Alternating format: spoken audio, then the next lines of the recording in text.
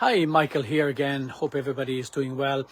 Just coming back on the last video, I chatted about people with fibromyalgia and pains and aches and different types of digestive problems and that. And for some reason or other, many people present at the clinic with chronic fatigue, with those types of symptoms. Now, the real reason that I believe that people are developing these types of symptoms is very simple. I genuinely believe that people are mentally, emotionally, and physically burnt out. You know, that they're, at the moment, for the first time in history, the demands that our society are encountering far exceed their capacity to be able to keep up. And, you know, we're continuously trying to respond to everything that happens in our everyday life. And I think the time has come for us to be strategic about how it is we live our lives. Behind every pain or ache or digestive problem or anxiety or depression, behind all of this there's some story.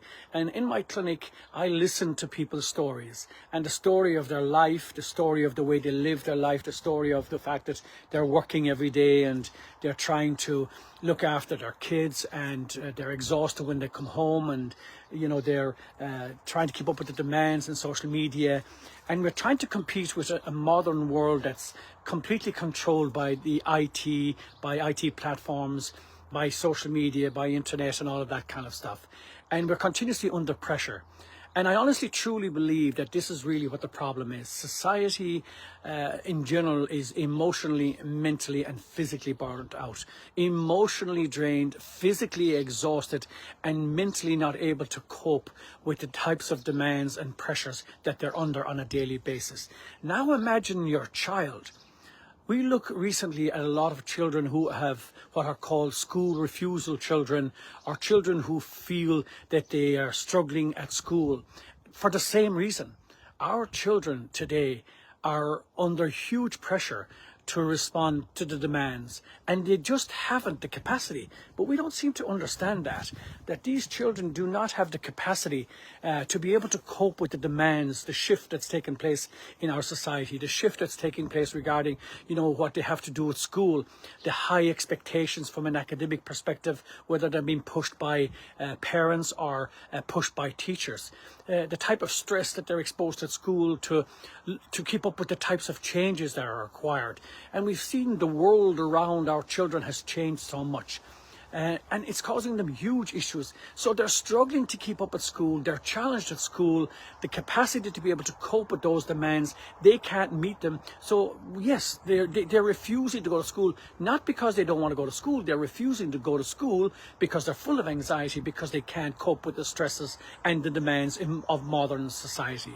So the same applies to ourselves. You know, as I said to you, for the first time in modern history, our society, you know, have realized that they don't have the capacity, because the demands are outstripping the capacity that the human being has, resulting in us getting stressed and anxious, resulting in changing our behavior with our food, turning to alcohol, medication. I mean, I have people coming into my clinic every day addicted to painkillers, addicted to certain types of foods, trying to get rid of problems, and then going to the doctor, and maybe the doctor is saying, well, I'm only going to deal with one thing. You cannot just deal with one thing. So in my clinic, I like to hear the story. And when I hear the story that patients tell me about, you know, what their child is going through at school, or maybe an early adversity that they've had in their childhood, and I look at the people themselves and listen to the stories of their life, because like I said, there's a story behind every pain.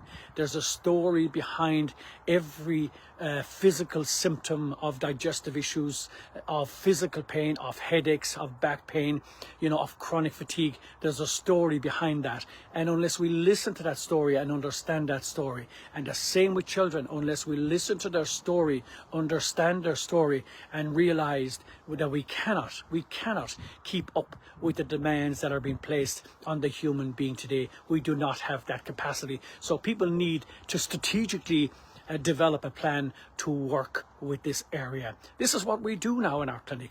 We bring people in, we listen to that story, look at the symptoms that it's producing, look at the way that they can change their lives, start from there, and then from there we engage people in a process. And once they engage in the correct process, they can overcome their problems.